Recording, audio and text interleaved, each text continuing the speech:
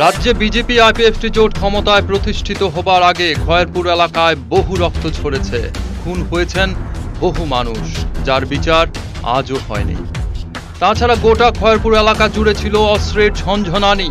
জমির দালাল, তীর, জুয়া, মাদক কারবারিরা এই এলাকাকে মুক্তাঞ্চল তৈরি করেছিল বলে অভিযোগ। আর এই এলাকার তদানীন্তন বিধায়ক পবিত্র কর এই সমস্ত সব ধরনের অপরাধের মদতদাতা ছিল বলে এখনো খয়েরপুরবাসীর অনেকেরই দাবি। আবারও নতুন করে অভিযোগ উঠছে, নিজের স্বার্থ চরিতার্থ করতে এলাকার প্রাক্তন বিধায়ক পবিত্র কর রক্ত ঝরানো রাজনীতি শুরু করতে চাইছেন খয়েরপুর এলাকায়। দর্শক বন্ধুরা, খয়েরপুর এলাকায় পবিত্র কর সংগঠন তৈরি করার জন্য যত না যত্নবান ছিলেন, তার থেকে অনেক বেশি ব্যস্ত ছিলেন তিনি নিজের ঠ্যাঙারে বাহিনী তৈরি করতে।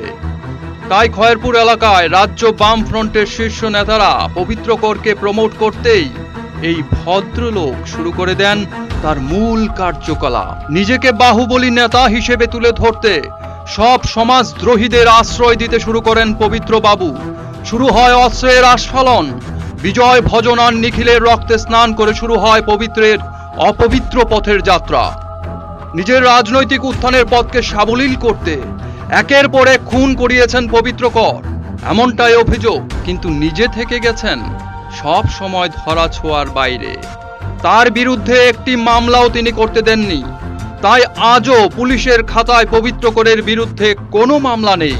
নিজেকে সৎ প্রতিপন্ন করে রাখতে সব সময় তিনি পরে রেখেছেন ভালো মানুষের মুখোশ। দর্শক বন্ধুরা, খয়েরপুর এলাকার মানুষজনেরা চাইছেন পবিত্র করে তৈরি করে রাখা ত্রাসের রাজত্ব থেকে বেরিয়ে আসতে। ওনারা চাইছেন খসে যাক পবিত্র করে রক্ত মাখা মুখোশটি, বেরিয়ে আসুক সত্য সবার সামনে। তাহলেই হয়তো বিজয় ভজন নিখিলের আত্মা কিছুটা হলেও শান্তি পাবে বলে মনে করছেন অনেকেই। আর সাধারণ দর্শক বন্ধুদের আমাদের কাছে দাবি এটাই, 1993 সালে বিধায়ক হবার পর থেকে খয়েরপুর এলাকা জুড়ে পবিত্র করের অপবিত্র কাজের পরিসীমা অতিরিক্তভাবে বেড়ে যায়। বিধায়ক হবার পরেই সে মনোযোগী হয় এলাকার প্রভাবশালী কংগ্রেস নেতাদের নিষ্ক্রিয় করার দিকে। আর ইলেকশনে জেতার দুদিনের মধ্যেই পবিত্র কর নেয় চরম সিদ্ধান্ত। বিজয় উল্লাসের দোহাই দিয়ে প্রথমেই সে সরিয়ে দেওয়ার পরিকল্পনা করে বণিক্য চমনি এলাকায় কংগ্রেসের ডার্ক সাইডের নেতা অতীশ চৌধুরীকে ঠান্ডা মাথায় পরিকল্পনা করে পবিত্র কর। এরপরই তার ঠেঙারে বাহিনী মধ্যযুগীয় কায়দায় বাড়ি ঘরে আগুন লাগিয়ে বল্লম দিয়ে খুঁচিয়ে খুঁচিয়ে নৃশংসভাবে হত্যা করে সর্বজনপ্রিয় অতীশ চৌধুরীকে। এই ঘটনার আজও বিচার হয়নি। এলাকার মানুষজনদের দাবি, আজও শহীদ অতীশ চৌধুরীর বিদেহী আত্মা খয়েরপুরের আকাশে বাতাসে বিচারের বাণী নিয়ে কেঁদে ফিরছে। পরিকল্পনাটা করা হয়েছিল আগেই, আর বিজয় দিবস পালনের দিনটিকে বেছে নেওয়া হয়েছিল পরিকল্পনা বাস্তবায়নের জন্য। তাই ইচ্ছাকৃতভাবেই পবিত্র কর তার ঠ্যাঙারে বাহিনী বণিক্য চৌমুহনী এলাকায় বিজয় উল্লাসের নামে উন্মাদনা শুরু করেছিল। উদ্দেশ্য ছিল এলাকায় ত্রাস সৃষ্টি করা। সবাই ভয়ে ঘরে ঢুকে গেলেই হবে অপারেশন, এমনটাই ছিল পরিকল্পনা। আর হয়েছেও তাই। সবার অগোচরে ঘিরে ফেলা হয়েছিল গ্রাম পঞ্চায়েত প্রধান অতীশ চৌধুরীর বাড়ি। জান্ত উল্লাসে বাড়িতে লাগানো হয়েছে আগুন। দা বল্লম লাঠি সেটা নিয়ে নৃশংসভাবে হত্যা করা হয়েছে অতীশ চৌধুরীকে। শারীরিক মানসিক নির্যাতন করা হয় বাড়ির মহিলাদেরও। সে সময় বণিক্য চৌমুহনীতে নিজের এসকর্ট বাহিনীর সাথে দাঁড়িয়েছিলেন পবিত্র কর স্বয়ং। কিন্তু তিনি এই নারকীয় হত্যাযজ্ঞ সামলাবার কোনো চেষ্টাই করেননি, বরং মৌজ মস্তিতে মেতেছিলেন, এমনটাই অনেকের অভিমত। প্রথম বিধায়ক হবার পরেই কংগ্রেস নেতা হত্যার মাধ্যমে খুনের রাজনীতিতে হাত পাকানো শুরু করেন বিধায়ক পবিত্র কর। দর্শক বন্ধুরা, কতটুকু নরপশু হলে একটা লোককে খুঁচিয়ে খুঁচিয়ে হত্যা করা যায় তা আপনারা ভাবতে পারছেন? অতীশ চৌধুরীকে কি ধরনের কষ্ট দিয়ে পশুর মতো মারা হয়েছে তা ভাবতে গেলে ঘৃণায় গা রি করে ওঠে, রাগে শরীর কাঁপতে থাকে। 7 এপ্রিল পবিত্র করে ঠ্যাঙারে বাহিনীর হাত থেকে রক্ষা পায়নি বাড়ির মহিলারাও। নৃশংস পরিকল্পনায় তালিবানি দুর্বৃত্তদের হার মানিয়েছে পবিত্র কর। ইতিহাসের চেঙ্গিস খাঁও এতটা নৃশংসতা দেখায়নি। পবিত্র কর অতীশ চৌধুরীকে পৃথিবী থেকে সরিয়ে দিতে যা করেছে সেটা ত্রিপুরার ইতিহাসে জঘন্যতম ঘটনা হিসেবেই চিহ্নিত হয়ে থাকবে। অতীশ চৌধুরীর রক্তে হাত রাঙিয়ে পবিত্র করের বিধায়ক পথে যাত্রা শুরু। সেই রক্তের হোলি খেলার রাজনীতি পবিত্র করের অস্থিমজ্জায় ঢুকে গেছে। 1993 সালের পর থেকে খয়েরপুর এলাকায় প্রতিটি রাজনৈতিক খুনের পেছনে ছিল পবিত্র করের নিকৃষ্ট পরিকল্পনা। তিনি ভয় দেখিয়ে গোটা খয়েরপুর এলাকায় ত্রাসের রাজত্ব কায়েম করে রাখতে চেয়েছিলেন, কিন্তু তিনি ভুলে গেছেন দেওয়ালে পিঠ ঠেকলে নিতান্ত নিরীহ লোকও চেষ্টা করে প্রত্যাঘাত করার। আর 2018 সালে খয়েরপুরের জনগণ সেই প্রত্যাঘাতটাই করেছেন ভোটের বাক্সে। বিধায়ক পদ থেকে টেনে তাকে নামিয়ে এনেছেন। খয়েরপুরের হারানো জমি ফিরে পেতে নৃশংস পবিত্র কর আবারও হিংস্র হয়ে ওঠার চেষ্টা করছেন। তবে ভাগ্যদেবী পবিত্র করের উপর বিরক্ত। পবিত্র করের অপরাধের বিচার প্রার্থী নিরীহ সাধারণ জনতাও আজ প্রতিবাদে সোচ্চার হচ্ছেন। রাজনৈতিক খুনগুলো রিওপেন করার প্রচেষ্টা চলছে। এক্ষেত্রে আগামী দিনে পবিত্র করের প্রকৃত থাকার জায়গা কোথায় হবে? পবিত্র কর নিজে কি ভাবছেন বিষয়টা নিয়ে? জাতি জনজাতিদের মিলন ভূমি খয়েরপুরের পবিত্র মাটি, রক্ত ঝরিয়ে অপবিত্র করার কারিগর পবিত্র কর। এই গুঞ্জন খয়েরপুর এলাকায় কান পাতলেই শোনা যায়। নিজের স্বার্থ চরিতার্থ করতে নিজস্ব ঠ্যাঙার বাহিনীর মাধ্যমে এলাকার প্রতিবাদী কণ্ঠগুলো স্তব্ধ করে দিয়েছেন পবিত্র কর, এমনটাই অভিযোগ অনেকেরই। অপরাধের মুক্তাঞ্চল গড়ে তুলে খয়েরপুরের নিজ দলের প্রতিবাদী কণ্ঠস্বর স্তব্ধ করার জন্যও পবিত্র করের জুড়ি মেলা ভার, এমনটাই অভিযোগ একদা পবিত্র করের খুব কাছের কয়েকজনের। নিজ দলের কর্মী হয়ে শুধুমাত্র পবিত্র করের অনৈতিক কাজের প্রতিবাদ করায় দলের এক কর্মীর ভাইকে জমদুয়ার দেখিয়ে দিয়েছে পবিত্র করের হারমাত বাহিনী। এই অভিযোগ রয়েছে পবিত্র করের বিরুদ্ধে। ফলে অনেকেই মনে করেন বিষাক্ত সাপকে বিশ্বাস করা যায়, কিন্তু পবিত্র করের উপর ভরসা রাখা যায় না, তাকে বিশ্বাসও করা যায় না। ইতিহাস সাক্ষী, খুনের পর খুন করে কোনোদিন সৎ নেতা হওয়া যায় না, মানুষের শ্রদ্ধা আদায় করা যায় না। সাময়িকভাবে শুধু ভয় দেখানো যায়। নিজের অধিকার কায়েম রাখতে এবং নিজেকে নেতা সাজাতে পবিত্র কর কিন্তু এই কাজগুলো করে গেছেন 1987 সাল থেকেই। তিনি এখনো ভাবছেন আগের মতোই তিনি খয়েরপুরের শাহেনশাহ, কিন্তু পবিত্র করের পায়ের নিচে মাটি সরে যাচ্ছে, সেটা তার কল্পনার বাইরে। উনার নির্দেশে ঠ্যাঙারে বাহিনীর হাতে নির্যাতিত ব্যক্তিরা আজ মুখ খুলতে শুরু করেছেন। এই এলাকায় দাঙ্গা হাঙ্গামা খুনের পেছনে পবিত্র করকে সরাসরি দায়ী করেছেন অনেকেই। পবিত্র করের নির্দেশেই বাবুল ঘোষকে খুন করা হয়েছিল, সরাসরি অভিযোগ করেছেন খুন হওয়া বাবুল ঘোষের বিধবা স্ত্রী।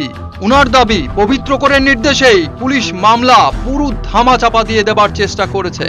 নির্বাচনের আগেও পরে পবিত্র কর ও তার ঠ্যাঙারে বাহিনীর অ্যাক্টিভিটিস বেড়ে যেত খয়েরপুর এলাকা।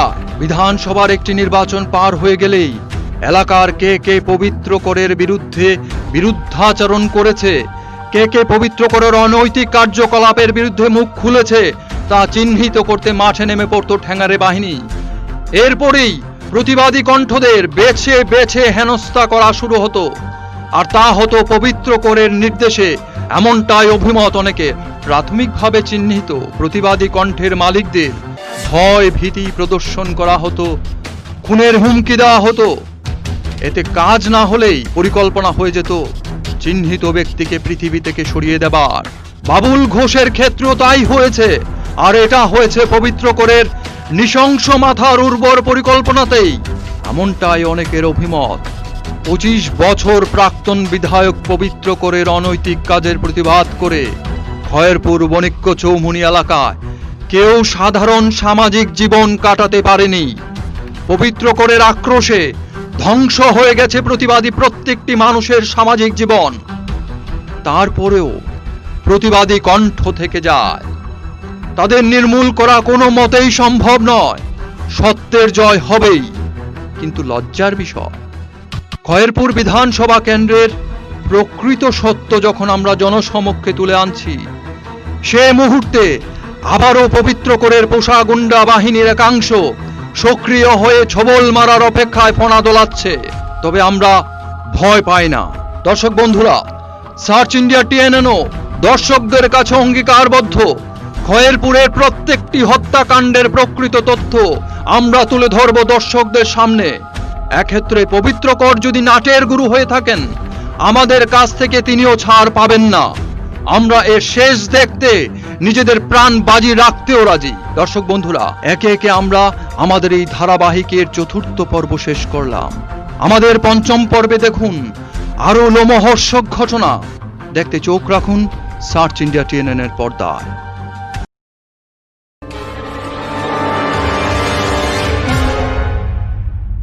নমস্কার, দেখছেন সার্চ ইন্ডিয়া টিএনএন। আপনাদের সাথে রয়েছে আমি গৌতম। বাতাসে রক্তের গন্ধ সার্চ ইন্ডিয়া টিএনএন এর বিশেষ প্রতিবেদনের পঞ্চম পর্বে আরও একবার সকলকে জানাই স্বাগত। দর্শক বন্ধুরা, খয়েরপুরে বেশ কয়েকটি নারকীয় হত্যাকাণ্ড ঘটিয়েও কম ছিল না পবিত্রকরের রক্ত লুলুপতা, এমনটাই অভিযোগ ওই এলাকার সচেতন নাগরিকদের। নিজের কামাই বাণিজ্যের পথ সুগম করতে ও নিজেকে সুরক্ষিত রাখতে পবিত্রকর এই হিংস্রতার পথ বেছে নিয়েছিল নিজের এলাকায় ত্রাস সৃষ্টি করে রাখার জন্য, এমন অভিমত অনেকেরই। যখনই পবিত্রকরের অনৈতিক কার্যকলাপগুলো নিয়ে নির্ভয়ে কেউ জনসমর্থন তৈরি শুরু করত, তখনই ঠেঙ্গারে বাহিনীকে মাঠে নামিয়ে দিত পবিত্রকর। আর তাই 2003 সালের 25শে নভেম্বর পবিত্রকরের ঠেঙ্গারে বাহিনী হামলা চালিয়েছিল এলাকার সৎ নাগরিক, পরোপকারী এবং অবশ্যই প্রতিবাদী কণ্ঠ দীপক বিশ্বাসের উপরে। ওই দিন নিজস্ব পোষা ঠেঙ্গারে বাহিনীকে ব্যবহার করে তাকে নৃশংসভাবে খুন করিয়েছিল পবিত্রকর। আজও এই অভিযোগ খয়েরপুরের বণিক্য চৌমুহনী এলাকায় ঘুরপাক খাচ্ছে।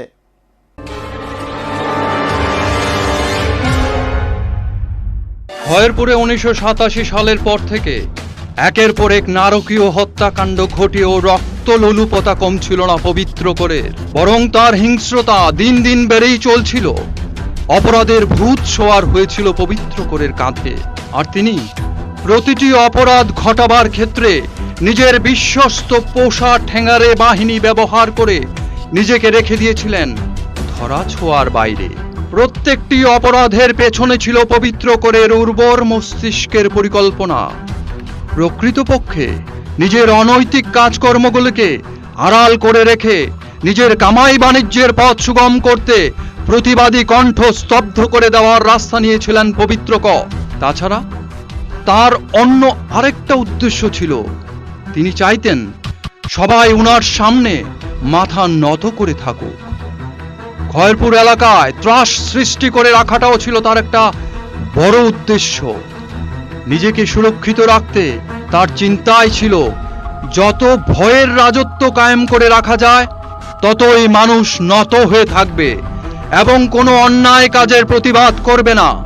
তাই নির্দিষ্ট সময় পর খয়েরপুরের মাটি নৃশংস হত্যাকাণ্ডের মাধ্যমে বারবার লাল করেছেন তিনি পোষা গুন্ডা বাহিনী লেলিয়ে দিয়ে। শান্ত পরিবেশকে অশান্ত করে রাখতে 2003-এ তাই তিনি আবারও খুন করিয়েছিলেন বণিক্য চৌমুহনী এলাকার আরেক প্রতিবাদী কণ্ঠ দীপক বিশ্বাসকে। দর্শক বন্ধুরা, কি নৃশংসভাবে দীপক বিশ্বাসকে তিলে তিলে খুন করা হয়েছে তার বর্ণনা দিতে গেলে কল্পনাতেও পিঠের শির দ্বারা বেশ শীতল রক্তের স্রোত বেয়ে যায়। 2003 সালের 25শে নভেম্বর খুন হয়েছিলেন দীপক বিশ্বাস। বণিক্য চৌমুহনী এলাকায় দীপক বিশ্বাস ছিলেন সকলের প্রিয় মানুষ। তিনি ছিলেন পরোপকারী। কংগ্রেস দলকে সমর্থন করলেও দলমত নির্বিশেষে তিনি যে কোনো প্রয়োজনে সবাইকে সাহায্য করতে এগিয়ে যেতেন। এক্ষেত্রে কে শত্রু আর কে মিত্র তার পার্থক্য করতেন না তিনি।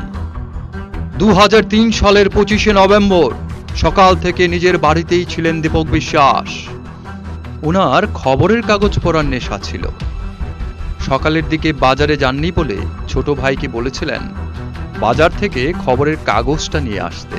দাদার নির্দেশে বাজার থেকে ছোট ভাই খবরের কাগজ এনে দিয়েছিলেন। সেটাই বারান্দায় বসে পড়ছিলেন দীপক বিশ্বাস। অন্যদিকে ওনার স্ত্রী রান্নার কাজে ব্যস্ত ছিলেন। সে সময় পবিত্র করে ঠ্যাঙারে বাহিনী এসে উপস্থিত হয় দীপক বিশ্বাসের বাড়ির দরজায়। এদের সবাইকেই চিনতেন দীপক বিশ্বাস। তাদের সাথে ওনার কোনো ধরনের শত্রুতার সম্পর্ক ছিল না। ঠ্যাঙারে বাহিনীর সবাইকে তিনি ছোট থেকে বড় হতে দেখেছেন। সেই সময় তাই তাদেরকে দেখে ভেবেছিলেন কোনো প্রয়োজনে তারা তার সাথে দেখা করতে এসেছে। স্বাভাবিকভাবেই তিনি তাদের জিজ্ঞাসা করেন, কি ব্যাপার, তোরা কেন এসেছিস বল? সে সময় নাকি ঠ্যাঙারে দলের একজন বলে ওঠে, হারামজাদা, তোকে ফিনিশ করে দিতে এসেছি। এ কথা বলতে বলতেই ঠ্যাঙারে বাহিনীর কয়েকজন গিয়ে ঢুকে রান্নাঘরে ঢুকেই মাফিয়াদের একজন ভাতের হাড়িতে লাঠির বাড়ি মারে। ইতিমধ্যেই ঠ্যাঙারে বাহিনী অন্যান্য ঘরগুলিতে হুড়মুড় করে ঢুকে যায়। দীপক বিশ্বাসের স্ত্রী সে সময় বুঝে যায় পবিত্র করে ঠ্যাঙারে বাহিনী অঘটন ঘটাতে তাদের বাড়িতে এসেছে। সঙ্গে সঙ্গেই তিনি জানালা দিয়ে দীপক বিশ্বাসকে ইঙ্গিত করে বলেন, তুমি সরে যাও। অন্যদিকে দীপক বিশ্বাসের স্ত্রী রান্নাঘরের পেছন দিয়ে বেরিয়ে দেখেন গোটা বাড়িটা পবিত্র করে ঠ্যাঙারে বাহিনী ঘিরে ফেলেছে। তারা চড়াও হয়েছে তার ছেলের উপর।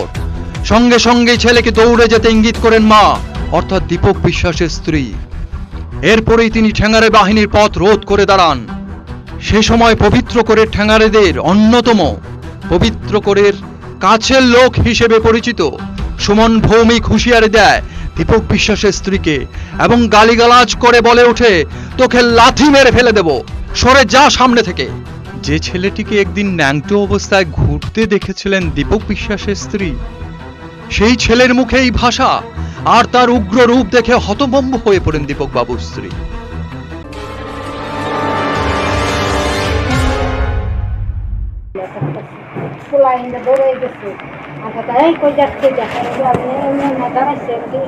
আমি যে ততক্ষণ এমনি দাঁড়াইছি অতক্ষণ ছেলেটা দৌড়াই গেছে না।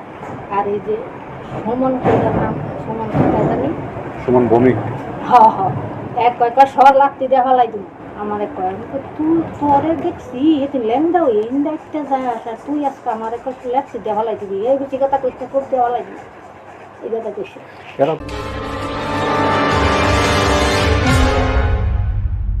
এই ঘটনার মধ্যেই বাড়ি থেকে আত্মরক্ষার জন্য ছুটে বেরিয়ে যায় দীপক বিশ্বাস। তিনি সোজা ছুট লাগান ওই এলাকায় অবস্থিত টিএসআর ক্যাম্পটির দিকে। দীপক বিশ্বাসের ধারণা ছিল তিনি যদি একবার টিএসআর ক্যাম্প পৌঁছতে পারেন তাহলে টিএসআর জওয়ানদের কাছে সাহায্য প্রার্থনা করবেন। কিন্তু এতটা রাস্তা দৌড়ে যাওয়া দীপক বিশ্বাসের কাছে খুব কষ্টকর ছিল।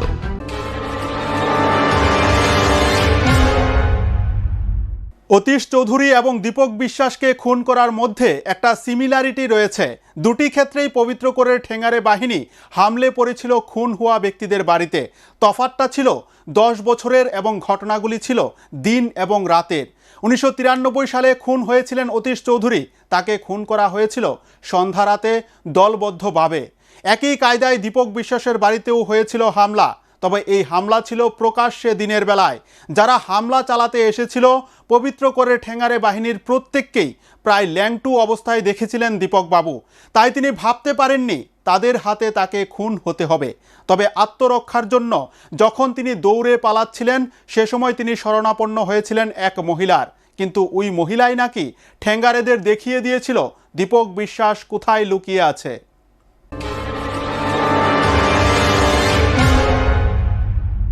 একদিকে যখন দীপক বিশ্বাস প্রাণ বাঁচাতে প্রাণপণে ছুটছিলেন টিএসআর ক্যাম্পের দিকে, অন্যদিকে তখন পবিত্র করে ঠ্যাঙারে বাহিনী তাণ্ডব শুরু করে দীপক বিশ্বাসের বাড়িতে। ভয়ে আতঙ্কে তখন দীপক বিশ্বাসের ছেলে এবং বাড়ির অন্যান্য সদস্যরা ছোটাছুটি শুরু করে প্রাণ বাঁচাবার জন্য। চারদিকে শুরু হয় হই হুল্লোড়। এর মধ্যেই পবিত্র করের পোষা গুন্ডা বাহিনীর অন্যতম সুমন ভৌমিক, দুলাল দত্ত, রাজেশ সরকার ওরা বাড়িতে প্রত্যেকটি ঘরে আগুন ধরিয়ে দেয়। ঠিক যেমনটা হয়েছিল 1993 সালে অতীশ চৌধুরী খুনের সময়। বাড়িতে দক্ষযজ্ঞ শেষ করে ঠ্যাঙারে বাহিনী রওনা হয় দীপক বিশ্বাসকে খুঁজতে। চিন্তা করুন দর্শক বন্ধুরা, একটি 50 লোক প্রাণ রক্ষা করতে ঊর্ধ্বশ্বাসে ছুটছে আর তাকে খুঁজে বেড়াচ্ছে লাঠি, দা, বন্দুক, শাবল নিয়ে একদল ঠ্যাঙারে বাহিনী। গল্পের গরু গাছে ওঠা হিন্দি সিনেমার গল্পকেও হার মানায় এই দৃশ্য। ভিলেন পবিত্র করে নির্দেশে তার ঠ্যাঙারে বাহিনী হন্যে হয়ে ঘুরছে দীপক বিশ্বাসের সন্ধানে।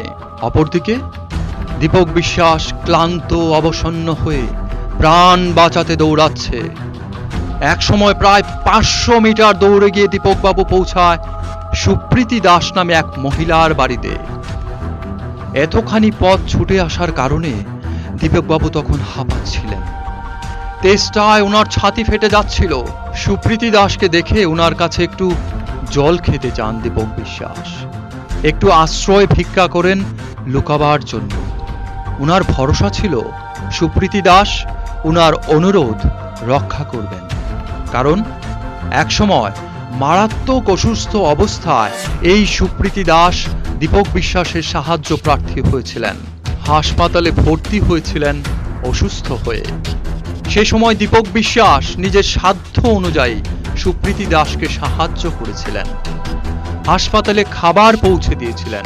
কিন্তু সেই সুপ্রীতি দাসের কাছে যখন তিনি লুকাবার জন্য একটি আশ্রয় চাইলেন, তেষ্টা মেটাবার জন্য জল খাবার চাইলেন, সেই সুপ্রীতি দাস তেলে বেগুনে জ্বলে উঠে দীপক বিশ্বাসকে গালাগাল শুরু করেন এবং বাড়ি থেকে বেরিয়ে যেতে বলেন। দীপক বিশ্বাস সুপ্রীতির ঘরে কাঠের চৌকির নিচে লুকাতে চেয়েছিলেন। সেখান থেকে ওনাকে বের করে দেন সুপ্রীতি। দীপক বিশ্বাসের উপকারের প্রতিদান এভাবেই দিয়েছিলেন সে সময় সুপ্রীতি দাস। আর তার কারণ একটাই, সুপ্রীতি দাস ছিলেন পবিত্র করের দলের লোক। যে লোকটা কোনোদিন সুপ্রীতি দাসের খোঁজ খবর নেয়নি, সেই লোকটাই হয়ে গিয়েছিল সে সময় সুপ্রীতি দাসের আপনজন। আর যে উপকার করেছিল তাকে গলা ধাক্কা দিয়ে বার করে দিয়েছিল সে। সুপ্রীতি দাসের কাছে আশ্রয় চেয়ে ব্যর্থ হয়ে সে সময় দীপক বিশ্বাস আবারও রাস্তায় নেমে ছুটতে শুরু করেন, কিন্তু বয়স্ক শরীর আর দিচ্ছিল না। সুপ্রীতির বাড়ি থেকে কিছুটা এগিয়ে একটি স্কুলের সামনে গিয়ে একটি গাছের নিচে থেমে পড়েন দীপক বিশ্বাস। সেখানে ছিল কিছুটা ঝোপঝাড় এবং একটি পরিত্যক্ত সোফা পড়েছিল। সেটার আড়ালেই মাথা গুজে প্রাণ বাঁচাবার জন্য লুকিয়ে পড়েন দীপক বিশ্বাস। কিন্তু ততক্ষণে সুপ্রীতি দাসের বাড়ির সামনে পৌঁছে গেছে পবিত্র করের ঘাতক বাহিনী। এই ঘাতক বাহিনীর নেতৃত্বে ছিল দুলাল দত্ত, সুমন ভৌমিক, বিনয় লোধ, রাজেশ সরকার সহ আরো বেশ কয়েকজন। ঘাতক বাহিনী সুপ্রীতি দাসকে জিজ্ঞাসা করে দীপক বিশ্বাস কোন দিকে গেছে। সে সময় নিজের প্রকৃত চরিত্র প্রকাশ করে সুপ্রীতি দাস দেখিয়ে দেয় দীপক বিশ্বাস কোথায় গিয়ে লুকিয়েছে, সেই দিকটি।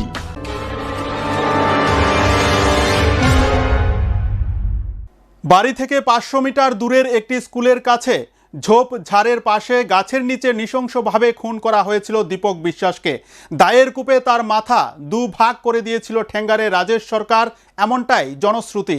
কিন্তু দুলাল দত্তের নেতৃত্বে এই হত্যাকাণ্ড সংঘটিত হবার সময় দুলাল দত্ত কারুর মেসেজের জন্য অপেক্ষা করছিল, এমনটাই সূত্রের খবর। মেসেজ আসার পর দীপক বিশ্বাসের উপর মরণ আঘাত হানা হয়। এক্ষেত্রে মেসেজটা পবিত্র করের কাছ থেকে আসেনি তো, সে প্রশ্ন কিন্তু এখনো ঘুরপাক খায় বণিক্য চৌমুহনী এলাকায়।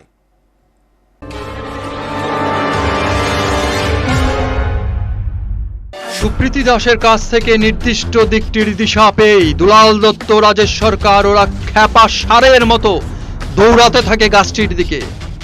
মুহূর্তের মধ্যে দীপক বিশ্বাসের লুকোনোর জায়গায় খুঁজে বের করে তাকে ঘিরে ধরে ঘাতক বাহিনী।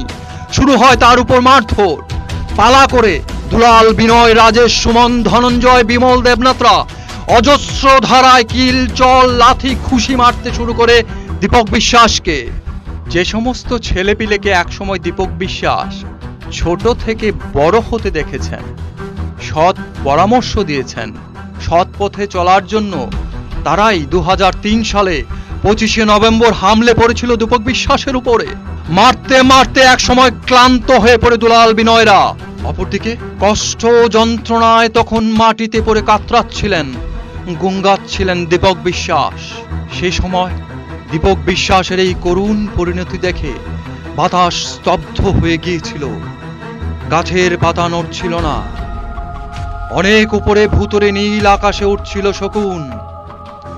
ক্ষণিক সময়ের নিস্তব্ধতা, শুধু এলাকার নিস্তব্ধতাকে খান খান করে দিচ্ছিল দীপক বিশ্বাসের অস্ফুট গোঙানির আওয়াজ। এক সময় দীপক বিশ্বাস জল জল বলে কাতরাতে শুরু করেন।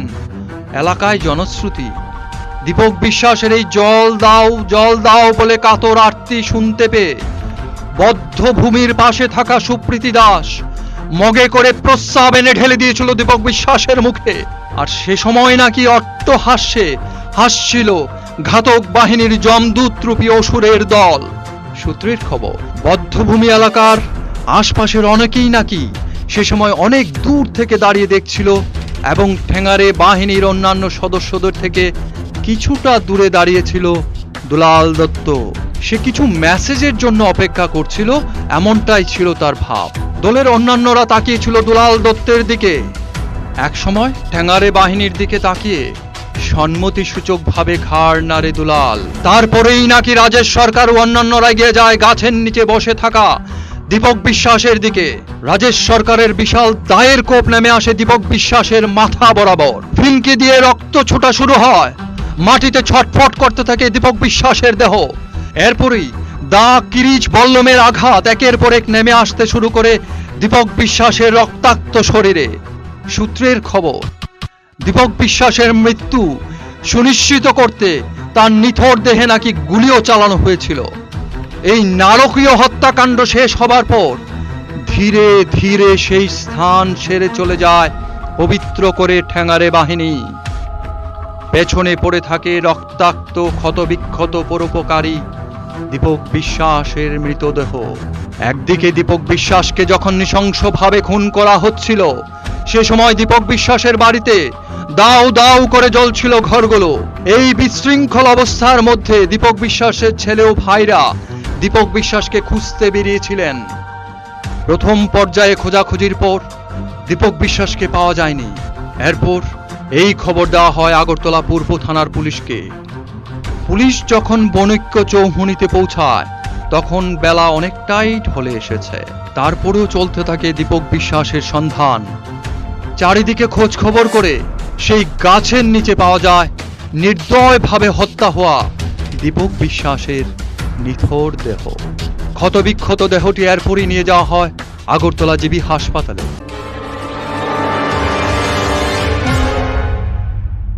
আমি ওনার ছোট ভাই। এই বিশ্বাস বাড়িতে আমি বড়। 2003-এর ঘটনা। 25শে নভেম্বর সকাল 10টা সাড়ে 10টার সময় আমাদের বণিক্য চৌমুহনী অত্র এলাকার বেশ কিছু মাফিয়া, সেই সময় আমাদের বিধায়ক ছিলেন পবিত্রকর, উনারই আশ্রিত মাফিয়ারা।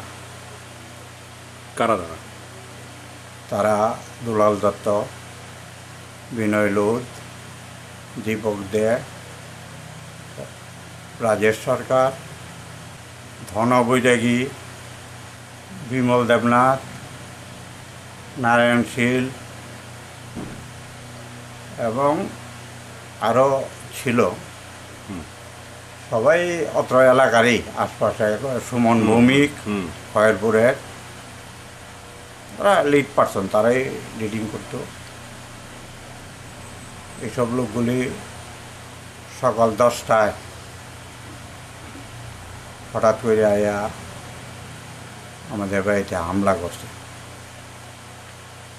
কিছু লোক আমাদের রাস্তার ফ্রন্ট দিয়ে আইছে, সামনে দিয়ে, আর কিছু লোক ওখান থেকে সাপ্লাই দিছে। একটা গ্রুপ রাখছিল, তারা মরতদ খাওয়াইয়া ছাড়ছে। তারপর আয়া হামলা করলো। হামলা করার পর আমরা 5 ভাই ছিলাম, আমরা 5 ভাই। তখন আমরা যার যেটা প্রাণ বাঁচানোর দিকে আমরা চতুর্দিকে দৌড়াদৌড়ি শুরু করলাম। তখন আমার বড় ভাইরে পিছনে ধাওয়া কইরা নিয়ে গেছে ওই আমাদের ওই টিয়াচার ক্যাম্পের দিকে একটা শান্তিপাড়া আছে, ওইদিকে ওই এক স্কুলের পাশ দিয়ে তাই দৌড়াদৌড়ি ঘুরে যাইতেছে, তখন ওইখানের একটা মেয়ে লোক ছিল। মেয়ে লোকটার সুকৃতি মেয়ে লোকটার নাম। আর তখন তাই দৌড়তে দৌড়তে, এমন তো মোটামুটি বয়স্ক ছিল, জল পিপাসা হয়েছে, জল চাইছিল। সেখানেই এই সুকৃতি এইসব পোলাপানরে ডাক্তারিটা ধরাই দিছে। ওখান থেকে দৌড়ে একটা স্কুল মাঠ আছে, ওই মাঠের মধ্যে নিয়ে সুপ্রীতির টাইটেল সুকৃতি দাস মাঠের মধ্যে নিয়ে আসছে। যারা নাম বলছেন তারা এখানে গিয়া তারাই এনে লিড। এবং তখন তারে এমনও শুনছি আশপাশ থেকে তারে কূপ দেওয়ার আগে সেই লোকগুলি রাজেশ সরকার, বিমল দেবনাথ, ধনা বৈরাগী, এরা দুলাল দত্তের দিকে চাই রয়েছে, সে অর্ডারটা দিলেই মারব, এমনও আমরা আশপাশ থেকে জানছি। তা দত্তই এন আসিল, দুলাল দত্ত, সেই অর্ডারটা দিছে।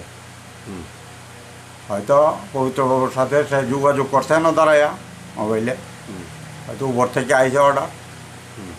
এরপর তারে মাথার মধ্যে কুবাইছে, ঘাড়ে, এরপর মাটিতে যখন পড়ছে তখন শাবল দিয়ে পাড়াইয়া বড় বাইরে মারছে। এই যে মারা গেলেন দীপক বিশ্বাস, উনি কংগ্রেসের কি ছিলেন? উনি কংগ্রেসের সভাপতি ছিলেন। এনে জড়িত একবারে পবিত্র করে ইশারাই। ওই দিন সকালে প্রত্যেক দিন আমার বড় ভাই তখন বাড়িতে কম বাড়িত, আমারে কইছিল যে একটু পত্রিকা দান। উনি সবসময় বাড়িতে বইয়ে পত্রিকা পড়তো। তা আমার একটা ব্যবসা ছিল বাজারে, ওই আমি পত্রিকা আনতাম, গেছিলাম, তখন দেখলাম পবিত্রকর স্বয়ং বণিক চমুনি তার স্কট নিয়ে। সেদিনের ঘটনাই, তাইলে তার হাত আছে অবশ্যই। এবং তারা তো তাদেরই সব মানে চাপোষা, তারই তো তৈরি করা এইসব মাফিয়া গ্রুপ। এরপর এত ভয়ানক, এরপর তো বড় ভাইয়ের লাশ আমরা পরে রাত্রে গিয়া পাইছি। সারাদিন তো স্তব্ধ, অত এলাকা স্তব্ধ। ওইদিকে অ্যানাউন্স করে দিয়েছে মাফিয়া গ্রুপ, কেউ যদি বাড়িতে বাইরে বাড়িঘর পুড়ে এলা হবে।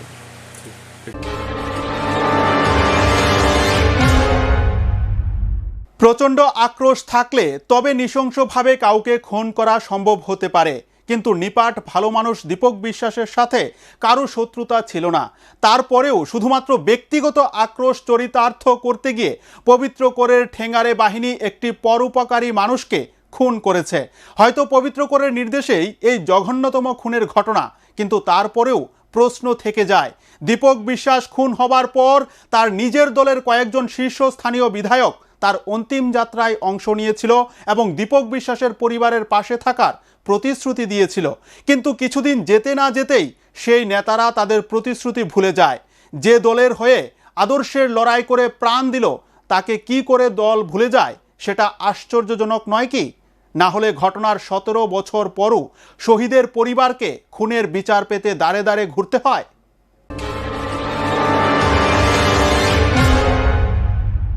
দর্শক বন্ধুরা, দীপক বিশ্বাসকে যখন বদ্ধভূমিতে নির্দয়ভাবে খুন করা হচ্ছিল, সে সময় সূত্রের খবর অনুযায়ী পবিত্র করে ঠেঙ্গারে বাহিনীর ডান হাত দুলাল দত্ত কিছুটা দূরে দাঁড়িয়ে কোনো একটা মেসেজের প্রতীক্ষা করছিল।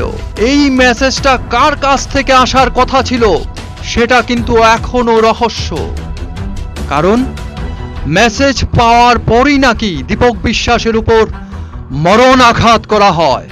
এক্ষেত্রে এটাই স্পষ্ট, যেহেতু দুলাল দত্ত, বিনয় লোধ, রাজেশ সরকার, সুমন ভৌমিকরা পবিত্র কোরের নির্দেশে বাইরে কোনো কাজ করে না, তাহলে সেই মেসেজটা এসেছিল হয়তোবা পবিত্র কোরের কাছ থেকেই। আর পবিত্র কোরের কাছ থেকে খতম করার নির্দেশ আসার পরেই দীপক বিশ্বাসের ভবলীলা সাঙ্গ করে দিয়েছিল ঘাতক বাহিনী, এমনটাই অভিযোগ। দীপক বিশ্বাসের আত্মীয় পরিজনরাও বিশ্বাস করে পবিত্র করে নির্দেশেই দীপক বিশ্বাসকে মরণ আঘাত করা হয়েছিল। দর্শক বন্ধুরা, পাগলা কুকুরের মতোই নৃশংসভাবে 1993 সালে 7 এপ্রিল খুন করা হয়েছিল বণিক্য চৌমুহনীর গ্রাম প্রধান অতীশ চৌধুরীকে। এর 10 বছর পর একই কায়দায় খুন করা হয়েছে দীপক বিশ্বাসকে। দুটো খুনের ঘটনাই ছিল নৃশংসতায় ভরপুর। এই দুটি খুনের ঘটনায় এখনো পর্যন্ত বিচার পাননি খুন হওয়া দুই পরিবারের সদস্যরা। অবশ্য এখানে বলা যায়, বাম আমলে ঘটে যাওয়া কোনো খুনের ঘটনায় খুন হওয়া পরিবারের কেউ বিচার পাননি এই খয়েরপুরে। আর প্রতিটা খুনের ঘটনা এবং মামলা পবিত্র করের মাফিয়াগিরির কারণেই ধামাচাপা পড়েছে বলে সূত্রের খবর। তবে দীপক বিশ্বাসের খুনের পর কিছুটা নড়েচড়ে বসেছিল কংগ্রেস দল। কয়েক হাজার লোক হাসপাতাল থেকে মিছিল করে দীপক বিশ্বাসকে খয়েরপুর বণিক্য চৌমুহনীতে নিয়ে এসেছিল। এই মিছিলে ছিলেন তৎকালীন প্রদেশ কংগ্রেস সভাপতি বীরজিৎ সিনহা, রতনলাল নাথ, সুদীপ রায় বর্মন, দীপক নাগ সহ অন্যান্য নেতারা। নিজেদের কাঁধে বয়ে এই নেতারা দীপক বিশ্বাসের মৃতদেহ নিয়ে গিয়েছিলেন শ্মশানে এবং শবদাহ সৎকর্মে অংশ নিয়েছিলেন। দীপক বিশ্বাসের মৃত্যুর পরেই বণিক্য চৌমুহনী এলাকায় নেমে আসে চাপা আতঙ্ক। সন্ধ্যার পর থেকে সাধারণ মানুষজন ঘর থেকে বের হওয়ার সাহস দেখাতেন না।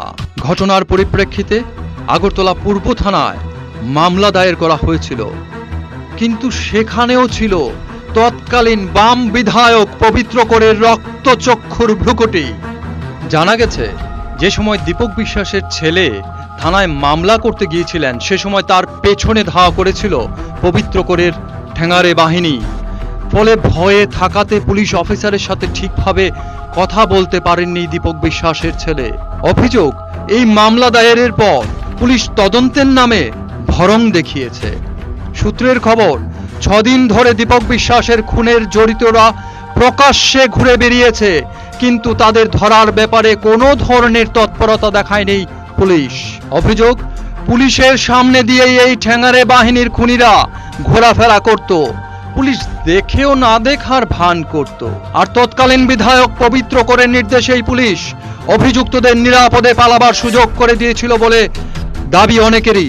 6 দিন ধরে অভিযুক্তরা প্রকাশ্যে ঘুরে বেড়ানোর ফলে রীতিমতো আতঙ্ক ছড়িয়ে পড়েছিল বণিক্য চৌমুহনী এলাকায়। এরপরই ফের তৎকালীন প্রদেশ কংগ্রেস সভাপতি বীরজিৎ সিনহা, রতনলাল নাথ, সুদীপ রায় বর্মন, দীপক নাগ সহ অন্যান্য কংগ্রেস নেতারা আগরতলা পূর্ব থানায় ডেপুটেশন দেয় অভিযুক্তদের গ্রেপ্তারের জন্য।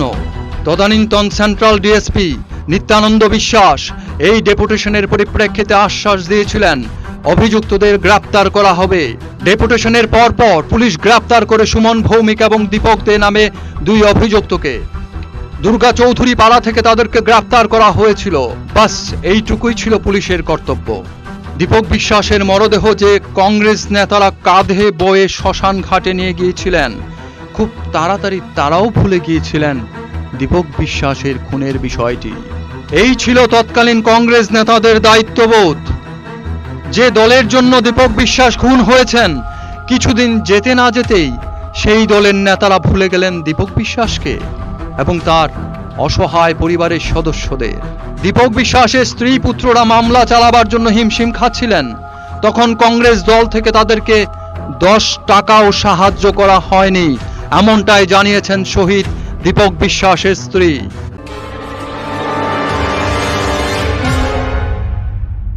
থানাতে কি যাবো, থানার তনে লোক আইছিল, আইসে আইয়া তারা লেখে থেকে নিছে।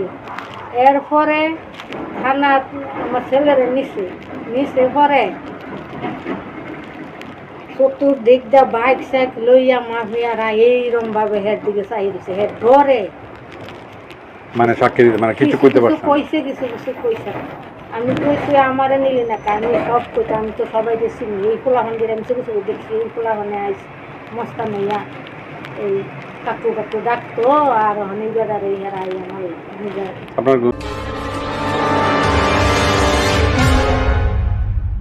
25 নভেম্বর 2003, তখন তো ইলেকশনের কিছু নাই।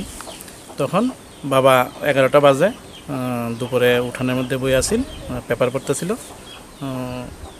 আর মা কইতেছে যে আয়া দশম ভাত খেয়ে যাও। তো মা বাবা উঠটা ভাত খাইতে যাইব, হঠাৎ চাইয়া দেখে যে অনেক লোক আমাদের বাড়ির পিছনে দাও টাও, তারা তখন সিপিএমের মাফিয়া হিসেবে পরিচিত তারা আসিল।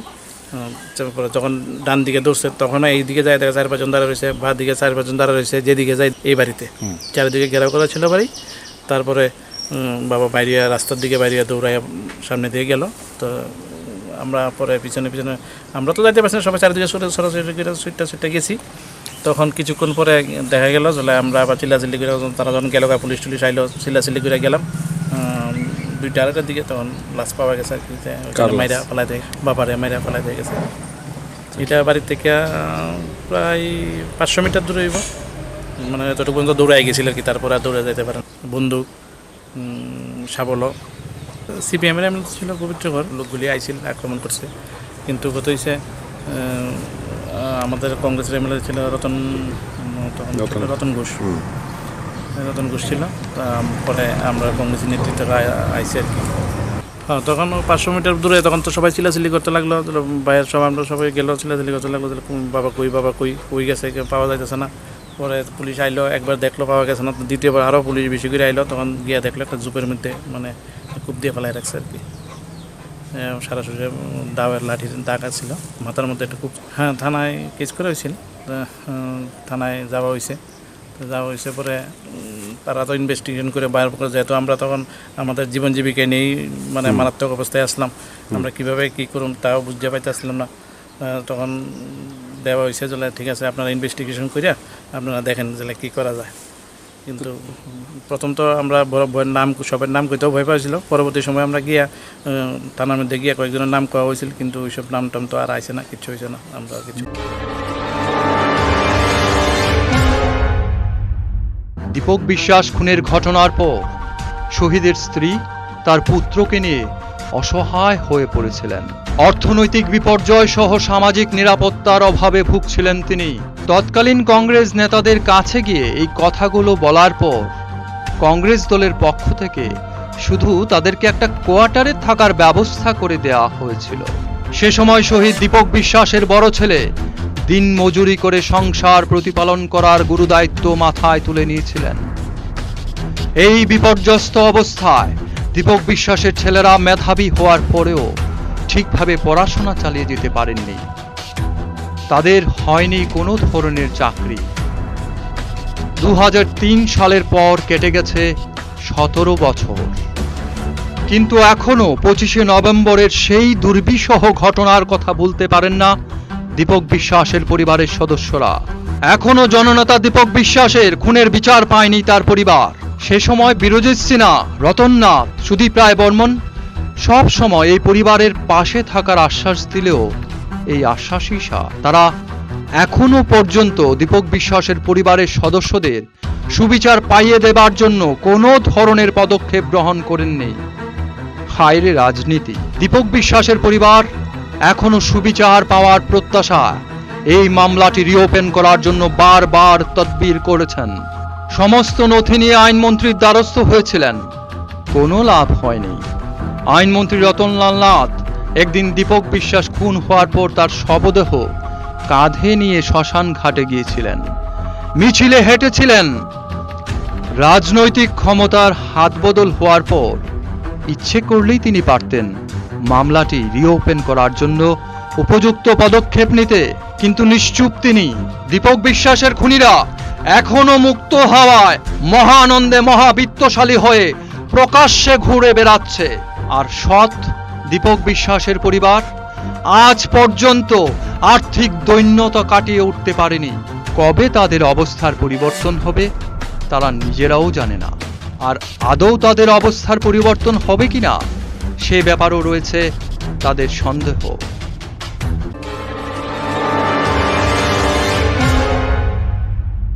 একের পর এক খুনের ঘটনায় রক্তস্নাত হয়েছে খয়েরপুরের ভূমি। পবিত্র করের ঠেঙ্গারে বাহিনীর হাতে যতগুলি খুন হয়েছে সেই সব খুনের একটিরও বিচার হয়নি। অপরাধীরা ঘুরে বেড়াচ্ছে অপরাধের নাটের গুরু এখনো বহাল তবিয়তে নিজের রাজনৈতিক কেরিয়ার এগিয়ে নিয়ে যাওয়ার ভাবনায় মশগুল। কিন্তু প্রতিবাদী কণ্ঠ কখনো থেমে যায় না, সেটা ভুলে গেছে নাটের গুরু। তাই তার প্রত্যেকটি অপরাধের মৌচাকে ঢিল পড়তেই নাটের গুরুর ভেতরের শয়তান ছটফট করতে শুরু করেছে। ভয়ে সে আত্মরক্ষার পথ খুঁজছে। তাই সার্চ ইন্ডিয়া টিএনএনকে হুমকি ধমকি দেওয়া শুরু করেছে অপরাধীরা।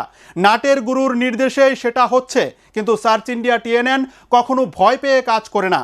আমাদের যারা গলা কাটার হুমকি দিচ্ছে তারা অবশ্যই ঢুকবে গারদে, সে ব্যবস্থাও হচ্ছে। আমরা আগেও বলেছি, এখনো বলছি, খয়েরপুরের পবিত্র মাটিকে আমরা আবার স্বর্গোদ্যান বানাবো, এই আমাদের অঙ্গীকার।